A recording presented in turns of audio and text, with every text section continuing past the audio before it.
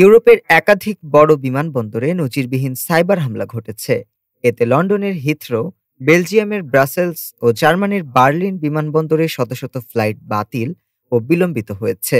ভোগান্তিতে পড়েছেন হাজারো যাত্রী। হামলার মূল লক্ষ্য ছিল যুক্তরাষ্ট্রভিত্তিক অ্যাভিয়েশন ও defence tech company Collins aerospace, যারা বিশ্বজুড়ে চেক ইন ও ব্যাগেজ সেবা দিয়ে থাকেন। সাইবার হামলায় বিমানবন্দরগুলোর সফটওয়্যার অচল হয়ে পড়ায় অনেক স্থানে ম্যানুয়ালি কার্যক্রম চালানো হচ্ছে, কিন্তু পরিস্থিতি সামাল দিতে পারছে না কর্তৃপক্ষ।